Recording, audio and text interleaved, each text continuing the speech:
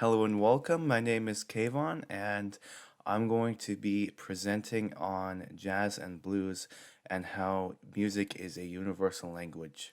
So let's start. Blues and jazz are an important part of American history. Blues serve a key role in the making of a lot of newer music, like jazz and rock and roll. It is an essential part of American history too, African American history and musical history.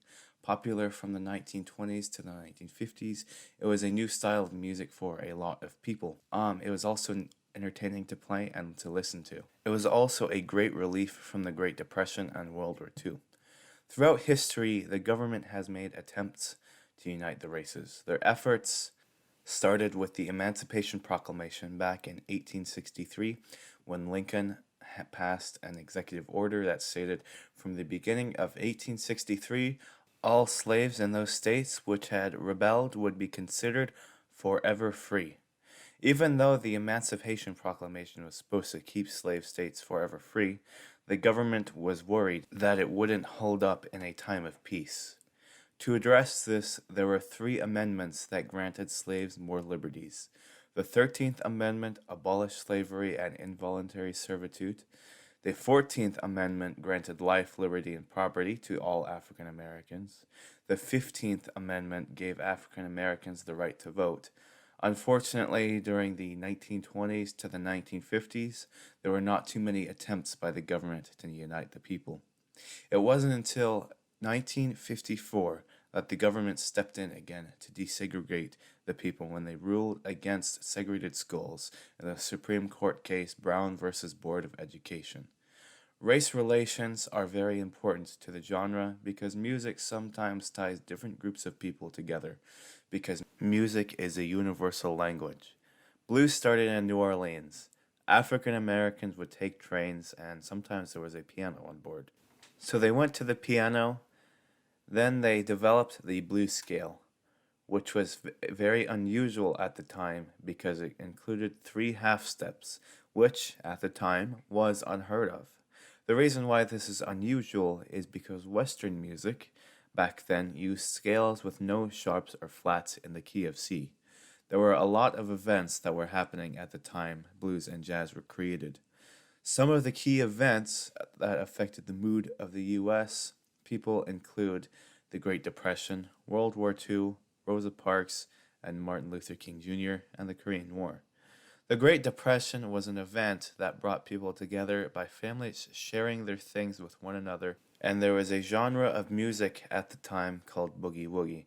It was a genre of music that was pretty much faster blues. It also sounds like jazz under certain circumstances. Economies were collapsing and countries were poor. During the wars and the Great Depression, blues and jazz brought people of all breeds together. Music can also be viewed as a universal language because almost anybody can enjoy it. What really pushed blues and jazz is the invention of the radio. Sounding better than the phonographs, the radio is a key element to the promotion of blues and jazz and country. For the first time, you could listen to music virtually anywhere. Quote, there has never been any doubt that the strength and power of blues music has ensured that its influence can cross all boundaries and cultures with relative ease. Blues music is here to enjoy, respect, and celebrate, and the door is open to all. Open it wide. Bob Brunning, Blues, The British Connection. Blues, boogie woogie, and jazz are key influencers with rock and roll. 50s rock and roll is simply boogie woogie, but with a faster rhythm and straight rhythm, with lyrics. Early rock and roll also followed the same chords, which were commonly ones, fours, and fives in the key of C. Some of the emerging artists at the time were Elvis Presley, Jerry Lee Lewis, Johnny Cash, Jackie Brenston and his Delta Cats, and most Sun Record Company artists. All of this is important, but let's continue to focus on how music is a universal language. Blues and jazz have seen many years of refinement, and music is a universal language. Now we will take a look at the different inventions during the 1920s and the 1950s. You had the radio and the music format reel-to-reel and LP records were introduced, which was significantly better quality to radio and phonographs. And not only that, you could put more music on these formats as well. For example, an old shellac record, or known as the 78, referring to 78 RPM, could only hold around 3 minutes of music on a 10-inch record. Then, during the 40s, the singles, or 45s, came out, which was 45 RPM respectively, and it was 7 inches.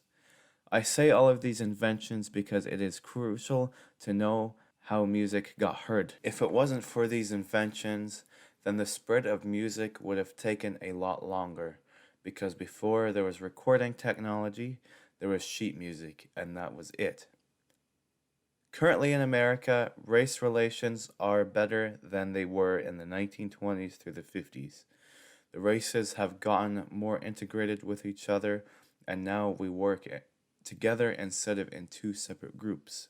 Though some polls might suggest otherwise, but compared to the 20s and 50s, race relations have gotten better. Thanks to all of the great heroes out there and some of the musical artists during the time. Following will be a video of me demonstrating some boogie woogie and me elaborating on what ones, fours, and fives are and how the rhythm compared to rock and roll. This is going to be a short example of what Albert Ammon's boogie woogie stomp is. This is the intro.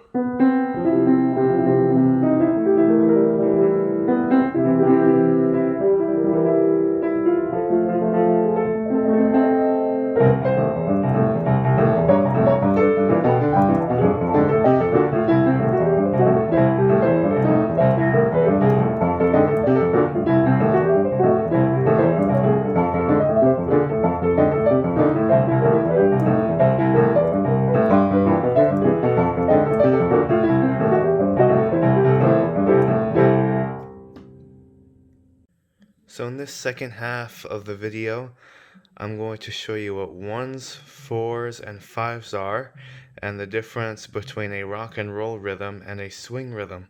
So let's start. Ones, fours, and fives.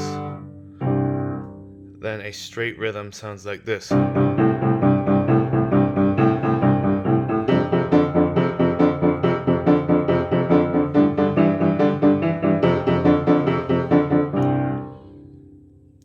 Now a swing rhythm sounds like this. And